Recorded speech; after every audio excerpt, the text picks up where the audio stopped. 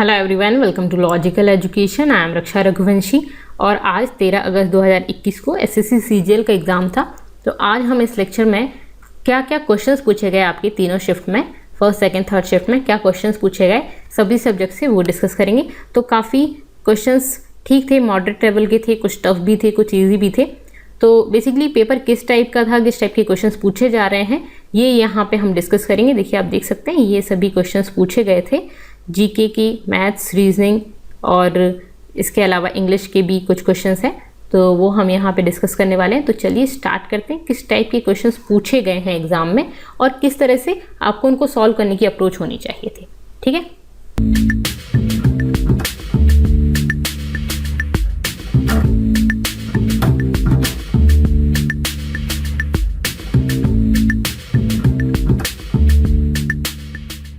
तो यहाँ पे हमारा फर्स्ट क्वेश्चन है कॉट 25, 35, 45, 55, 65 ये दिया गया था। तो ये तो आपने पढ़ा होगा कि किस तरह से इस टाइप के क्वेश्चंस को सॉल्व करते हैं। कॉट 45 दे रखा है और आप देखो यहाँ पे 55, 65 ये 90 हो रहा है। देखिए 5, 3, 8 और ये 90 हो रहा है, इसी तरह से ये 90 हो रहा है। ठीक है, और ये आपका कॉट 45 कितना होता है, 1 होता है। और अगर इन दोनों का प्लस 90 हो रहा है तो इसको आप चेंज कर सकते हो 10, 65 में। ठीक है, और इसी तरह से इसको आप चेंज कर सकते हो 10, 55 में। इससे ये कट जाएगा और इससे ये कट जाएगा, टोटल कितना हो गया, 1 इसका आंसर आ गया। इस तरह के क्वेश्चन में जनरली और भी बड़ा किया जा सकता है, आपको यहाँ 15 किया जा सकता है, 75 किया जा सकता है। तो इस टाइप का जो क्वेश्चन होते हैं ना, उनका आंसर जनरली 1 होता है। ठीक है, नेक्स्ट आता है डायमीटर ऑफ सर्कल। एक सर्कल है, ठीक है, उसकी डायमीटर दे रखी है। डायमीटर कितनी दे रखी है, 25 इसकी डायमीटर दे रखी है। ठीक है, and the length of chord, एक कॉर्ड है कोई, ठीक है, ये कॉर्ड बना दी हमने जिसकी लेंथ कितनी दे रखी है, 21 सेंटीमीटर की लेंथ दे रखी है। अब find the perpendicular distance from centre to chord. Centre से आपको कॉर्ड पर एक परपेंडिकुलर खींचना और इसकी डिस्टेंस जो है वो आपको बतानी है। ठीक है, तो हम बता सकते हैं, बिल्कुल बता सकते हैं। देखिए ये आप देख रहे हैं, ये एक कॉर्ड है, कॉर्ड की डिस्टेंस इन्होंने कितनी दे रखी, 21। अगर इसको मैं हाफ कर दूं, ये परपेंडिकुलर है तो हाफ हो जाएगी, हाफ अगर करेंगे तो 21/2 आ जाएगी। और इसी तरह से ये आपका डायमीटर है तो उसको हाफ कर दें तो आपकी रेडियस आ जाएगी, जो कितनी हो जाएगी, 25/2 आ जाएगी। ठीक है, 25/2, 21/2। और ये आपको निकालनी है, पाइथागोरस थ्योरम लगा दो आराम से आप। ठीक है, तो 25 का स्क्वायर बाई 4 का स्क्वायर माइनस ये, ठीक है, इसका स्क्वायर, तो ये आ जाएगा 441। ये आ जाएगा आपका 625/4 हो जाएगा और इधर आपका x स्क्वायर आ जाएगा। तो इस तरह से आप निकालेंगे तो x की वैल्यू आपकी आ जाएगी। यही आपसे पूछा था। नेक्स्ट क्वेश्चन पर चलते हैं। x प्लस वाई की वैल्यू दे रखी 4, 1/x प्लस 1/y की वैल्यू दे रखी है 16/15। x³ प्लस y³ की वैल्यू आपको निकालनी है। ठीक है, तो 1/x प्लस 1/y की वैल्यू दे रखी है और x प्लस वाई की दे रखी है। अगर आप इसको मल्टीप्लाई करें, मतलब एलसीएम लें, तो आपका कितना हो जाएगा, x plus y upon x y is equal to 16/15। ठीक है, x प्लस वाई की वैल्यू आपको कितनी दे रखी है, 4 दे रखी है। एक्स वाई की वैल्यू कितनी हो जाएगी, 15 × 4/16, दैट इज 16 से 4 आपका 4 टाइम्स चला जाएगा तो 15/4 आ जाएगी x प्लस वाई की वैल्यू। ठीक है, यहाँ से आपने x प्लस वाई निकाल लिया। x³ प्लस y³ की वैल्यू निकाल ली है तो आपको एक फॉर्मूला पता होगा, x प्लस वाई का whole cube equals to x³ plus y³ plus y³ plus 3xy into x plus y। ठीक है, ये आपका फॉर्मूला होता है, x³ plus y³ plus 3xy into x plus y। ठीक है, x प्लस y की वैल्यू आपकी कितनी दे रखी है, 4। ठीक है, तो 4 का cube 64 equals to x³ plus y³ है ये। ठीक है, x³ प्लस y³ की वैल्यू आपको निकालनी ही है, प्लस 3xy की वैल्यू आपकी कितनी हो जाएगी, 15/4 और xy की वैल्यू कितनी है, 4, तो 4 से 4 कैंसिल हो जाएगा, 45 और इधर आपका है 64, तो 64 माइनस 45 जो कि आपका आंसर आ जाएगा, कितना, 64 माइनस 45। ओके, क्लियर है। ठीक है, तो ये आपका आंसर आ गया। नेक्स्ट क्वेश्चन पर चलते हैं। देखिए x प्लस 1/x की वैल्यू दे रखी है आपको 4 और ये है आपका x⁵ प्लस 1/x⁵, इसकी वैल्यू आपसे पूछी है। ठीक है, तो इससे हम क्या निकाल सकते हैं, x की वैल्यू निकाल सकते हैं हम, मतलब x/x प्लस 1/x ये हो जाएगा आपका। ठीक है, तो इससे आप क्या करोगे, 1 + 1/x ये आपका हो जाएगा इक्वल्स टू 4, ठीक है। तो आप एक बार में क्या करोगे, इसका स्क्वायर कर दोगे, ठीक है। इसका स्क्वायर करेंगे हम तो कितना जाएगा, 4 का स्क्वायर 16 और x प्लस 1 अपॉन एक्स का स्क्वायर आ जाएगा आपका x square plus 2x plus 1 upon x मतलब इंटू 1 अपॉन एक्स। इसका फॉर्मूला होता है a प्लस बी का होल स्क्वायर, ठीक है। a प्लस बी का होल स्क्वायर आप इसमें लगा दो तो क्या जाता है a square plus 2ab plus b square. ये फॉर्मूला से आप ओपन कर लोगे तो ये आपका ये आ जाएगा 14। थर्ड प्रोसेस है कि इसी को ये x प्लस 1 अपॉन एक्स जो है उसका आप क्यूब कर दो, ठीक है। तो आपका ये क्यूब आ जाएगा, बाद में इन दोनों को मल्टीप्लाई कर देंगे तो मल्टीप्लाई करने पर आपका आंसर आ जाएगा, ठीक है। तो सिंपल सा क्वेश्चन था, हालांकि इसमें टाइम थोड़ा सा टाइम कंज्यूमिंग है, बाकी क्वेश्चन सिंपल है। ओके, नेक्स्ट क्वेश्चन था इफ साइड ऑफ रोम्बस, एक रोम्बस है जिसकी साइड दे रखी है, एक साइड दे रखी है कितनी 13, ओके। और इसका जो डायगोनल है वो दे रखा है 24, कोई भी वन डायगोनल आप मान लो, ये 24 आपका दे रखा है। तो एरिया पूछा है, इसका एरिया क्या होता है d1 d2, ठीक है। 13 है 24 है टोटल, तो इतना डायगोनल कितना हो जाएगा, आधा कर दो इसका, ठीक है। ये 90 डिग्री पे कट करते हैं, ये आपका आधा कितना हो जाएगा 12 और ये हो गई आपकी 13, ठीक है। यहाँ से 12 13 ये कितना हो जाएगा, ये वाली 5 हो जाएगी, ठीक है। अब आपकी ये आ गई तो ये टोटल आपकी 24 है, ये 5 है, तो टोटल कितनी हो जाएगी, 10 d1 d2 24 इंटू 10/2 कितना हो जाएगा 120। ये आपका आंसर आ गया, ठीक है। तो इस टाइप के क्वेश्चंस पूछे गए थे मैथ से। इसके बाद थोड़े कुछ क्वेश्चंस टफ भी थे, जैसे कि if 2 articles are sold at same selling price पे, 2 आर्टिकल को बेचा गया, ठीक है। सेलिंग प्राइस दोनों कितनी है, एक पर 90% का प्रॉफिट हुआ और दूसरे पर लॉस हुआ 11% का, ठीक है। तो इस पर एक तो लॉस हुआ 11% का तो 89.89, ठीक है, ये आपका लॉस चल रहा है। दूसरे को आप कर लोगे 10591 अपॉन 19% का प्रॉफिट है तो 1.19, ठीक है। इसको आप सॉल्व करोगे तो आपका प्रॉफिट परसेंटेज, लॉस पर जनरली लॉस परसेंट होगा इसमें, तो लॉस परसेंटेज आ जाएगा, ठीक है। नेक्स्ट क्वेश्चन है इफ, देखिए length of rectangle is increase by 3 times, ठीक है। एक रेक्टेंगल था, उस रेक्टेंगल की जो लेंथ थी ना वो 3 टाइम्स बढ़ गई, ठीक है। पहले L थी तो अब कितनी हो जाएगी 3L हो गई, ठीक है। और इसकी जो विड्थ है वो डिक्रीज हो गई हाफ, तो पहले B थी अब कितनी हो जाएगी B/2, ठीक है। एरिया जो है उसका रेशियो निकालना है, रेशियो ओल्ड रेक्टेंगल से और न्यू रेक्टेंगल का। तो रेक्टेंगल का एरिया कितना होता है, लेंथ इंटू विड्थ, यही होता है एरिया, ठीक है। तो ओल्ड वाले रेक्टेंगल का एरिया कितना हो जाएगा L इंटू बी और न्यू वाले का कितना हो जाएगा 3L इंटू B/2। ये ऊपर चला जाएगा, इससे कट जाएगा, इससे कट जाएगा तो 2/3 ही आंसर हो जाएगा, ठीक है। तो इस टाइप के क्वेश्चंस थे, काफ़ी इजी थे कुछ क्वेश्चंस और कुछ मॉडरेट भी थे, कुछ टफ भी थे, ठीक है। अब नेक्स्ट क्वेश्चन है, तो देखिए ये क्वेश्चन है आउट ऑफ 90 स्टूडेंट हैं किसी क्लास में, उसमें से 60% जो है वो गर्ल्स हैं और बाकी के बॉयज़ हैं, ठीक है। एवरेज स्कोर जो गर्ल्स का है वो 62 है किसी एग्जाम में और एवरेज स्कोर बॉयज़ का 70 है। तो टोटल क्लास का एवरेज कितना होगा, तो 90 स्टूडेंट्स हैं, 90 स्टूडेंट्स में से 60% गर्ल्स हैं। 60% गर्ल्स कितनी हो गई, 90 का 60% निकालोगे 54 गर्ल्स हो गई, ठीक है। और बाकी के जो हैं वो बॉयज़ हो गए, तो बॉयज़ कितने हो गए 36 हो गए। 90 का अगर हम 60% निकालें तो 9 × 6 54, ठीक है। तो आपका 54 गर्ल्स हो गए और 36 बॉयज़ हो गए। अब इनका जो एवरेज है वो है 52, इनका एवरेज जो है वो कितना है 70, ठीक है। तो अब एवरेज से हम टोटल निकालने के लिए इंटू कर देंगे इन दोनों को और फिर बाद में टोटल के लिए हम प्लस कर देंगे और डिवाइडेड बाई 90 कर देंगे, इन दोनों के डिवाइड में 90 कर देंगे, तो यहाँ पे आपका ये आ जाएगा, ठीक है। ओके, अब नेक्स्ट है, क्लियर है। तो एवरेज ऑफ होल क्लास, ठीक है, तो पूरी क्लास का ये था, फिर एवरेज निकाल दिया हमने, ओके। तो ये आपका क्वेश्चन था।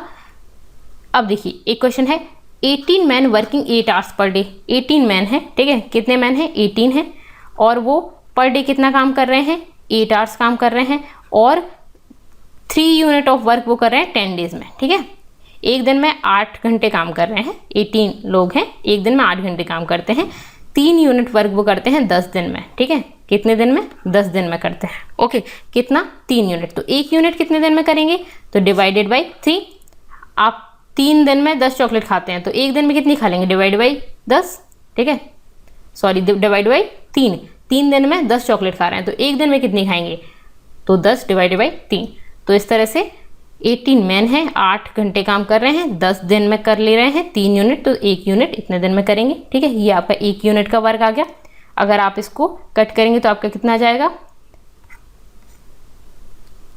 648, ठीक है, तो 480 आपका ये हो गया, ठीक है। उसके बाद दूसरा आपको एक दे रखी है कंडीशन कि क्या है, 10 मैन है। कितने मैन है? 10 मैन है, तो 10 से डिवाइड कर दो आप 480 को। 10 मैन 6 आवर्स काम कर रहे हैं, ठीक है, तो 6 से भी डिवाइड कर दोगे। 6 आवर काम कर रहे हैं, 5 डेज में कंप्लीट करना है, तो 5 से मल्टीप्लाई कर देंगे। क्या बोला था इसमें? कुछ नहीं था। 18 मैन थे, एक दिन में 8 घंटे काम कर रहे हैं, 3 यूनिट वर्क कर रहे हैं 10 दिन में। आपसे 5 यूनिट वर्क की वैल्यू पूछी है। अगर 10 लोग एक दिन में 6 घंटे काम कर रहे हैं, अभी 8 घंटे काम कर रहे हैं, तो 1 यूनिट वर्क आपने निकालना है। कैसे निकाला? 8 मैन 8 आवर्स काम कर रहे हैं 10 डेज तक, तो तीनों को मल्टीप्लाई कर दो, डिवाइडेड बाय जितने यूनिट है उससे डिवाइड कर दिया, ठीक है, तो आपके पास ये वैल्यू आ गई।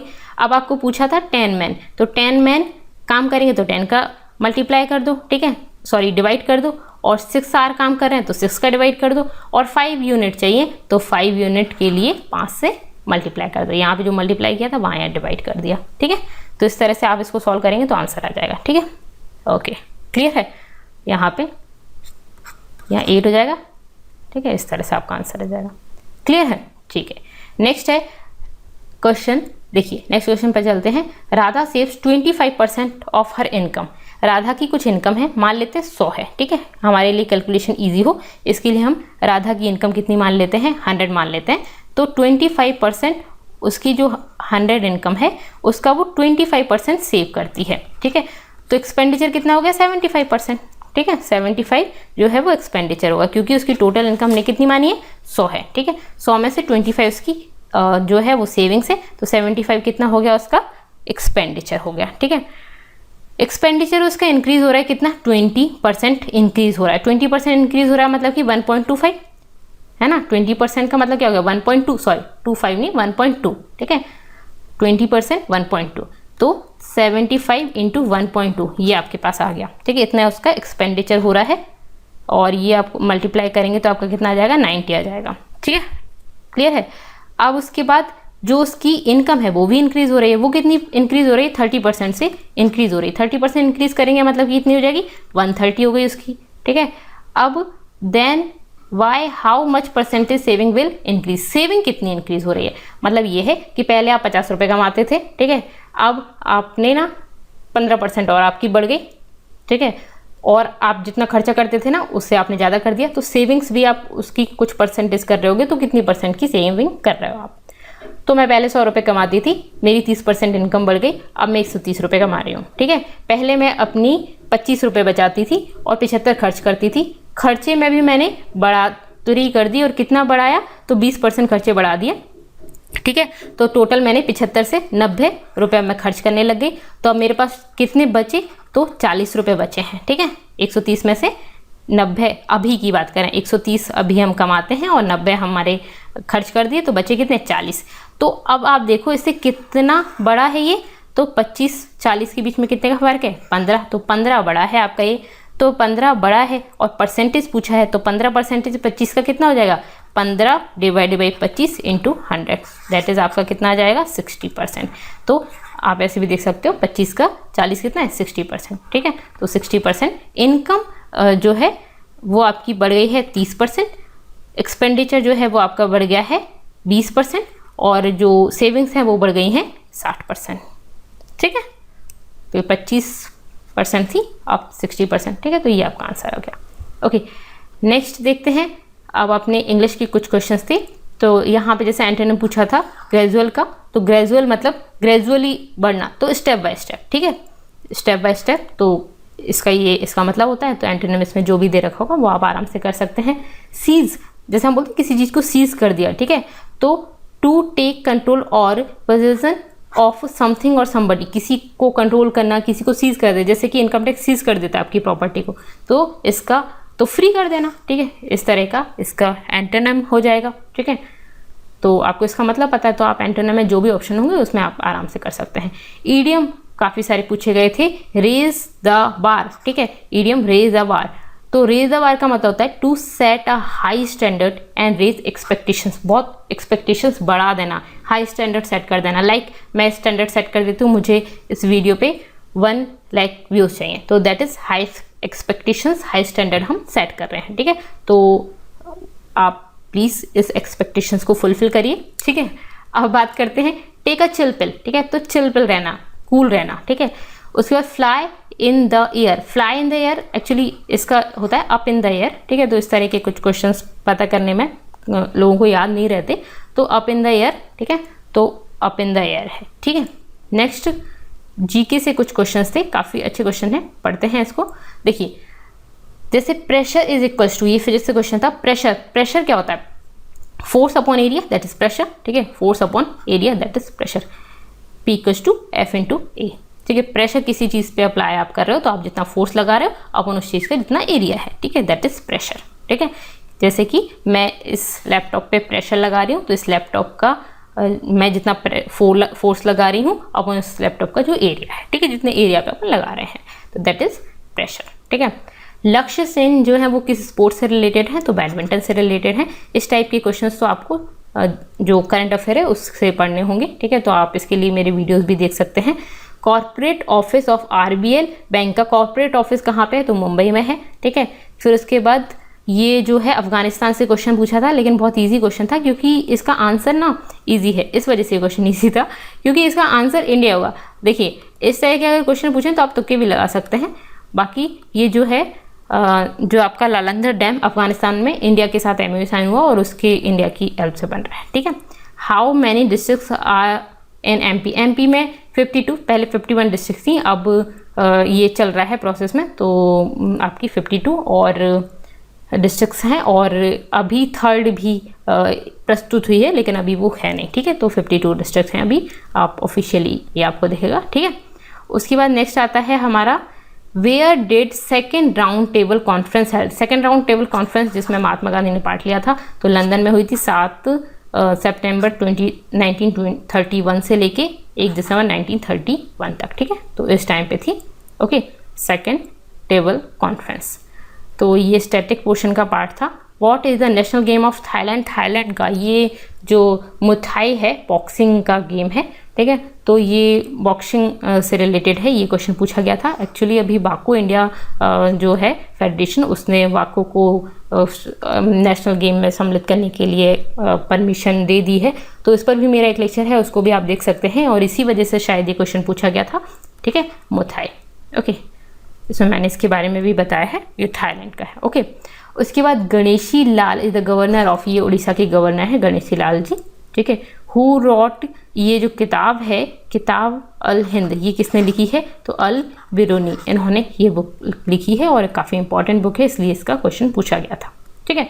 नेक्स्ट आता है which of the following is a member of HSRA? तो जो आपके आते हैं राम प्रसाद बिस्मिल जी, ठीक है, इनमें से जो भी ऑप्शंस आपको दे रखे होंगे उनके आप आंसर कर सकते हैं आराम से, ठीक है। तो हिंदुस्तान सोशलिस्ट रिपब्लिकन एसोसिएशन, इसके मेंबर्स कौन कौन थे इनमें से? तो राम प्रसाद बिस्मिल रहे हैं, ठीक है, सचिंद्रनाथ बख्शी रहे हैं, सचिंद्रनाथ सान्याल, ठीक है, जोगेश चंद्र चटर्जी हैं, तो ये इसके जो चंद्रशेखर आज़ाद हैं वो इसके मेंबर रहे थे, ठीक है। तो ये आप आंसर कर सकते हैं आराम से। प्लानिंग कमीशन जो था अब तो ख़त्म हो गया, हालांकि प्लानिंग कमीशन का फॉर्मेशन कब हुआ था? 15 मार्च 1950 को हुआ था न्यू दिल्ली में, ठीक है। फिर एक क्वेश्चन था Arthika Spandan scheme launched in which state? ये जो स्कीम है ये किस स्टेट में लॉन्च की गई थी? तो कर्नाटका में लॉन्च की गई थी, लोन की स्कीम है, ठीक है। उसके बाद एक और क्वेश्चन है सिजु वर्ल्ड सेंचुरी, ये किस स्टेट में है? तो नॉर्थ ईस्ट से काफ़ी सारे क्वेश्चन पूछे जाते हैं, ये मेघालय में है सिजु वर्ल्ड सेंचुरी, ये देख सकते हैं आप, ये सिजु वर्ल्ड है, सिजु वर्ल्ड सेंचुरी कहाँ पे है? मेघालय में है, ठीक है। फिर उसके बाद है चंदन यात्रा ऑर्गेनाइज इन, कहाँ पे ऑर्गेनाइज हुई थी ये चंदन यात्रा? तो ये जगन्नाथपुरी उड़ीसा में, ठीक है। तो चंदन से स्नान वगैरह कराया जाता है, चंदन यात्रा, ठीक है, ये है, ओके। उसके बाद है what is the capital of New Zealand? New Zealand की कैपिटल पूछी गई थी, वेलिंगटन न्यूजीलैंड की कैपिटल है, क्या है? वेलिंगटन, ठीक है। Which of the following is the part of kidney? Kidney के पार्ट्स पूछे गए थे तो आपको 4 ऑप्शन दिए गए होंगे, ठीक है, तो जो उनमें से है वो आप बता सकते हैं। उसके बाद एसआई यूनिट पूछी गई थी इलेक्ट्रॉन वोल्ट की, इलेक्ट्रॉन वोल्ट की एसआई यूनिट क्या है जिसको ईवी भी बोलते हैं, 1 इलेक्ट्रॉन वोल्ट, तो इसकी जो एसआई यूनिट होती है वो होती है जूल, ठीक है। तो इस टाइप के क्वेश्चन पूछे गए थे आपको और यहाँ पे हमने कवर किया। आपको कैसे लगे मुझे जरूर बताइएगा, पसंद आया तो वीडियो को लाइक कर दीजिए और अपने फ्रेंड्स के साथ शेयर करना ना भूलें।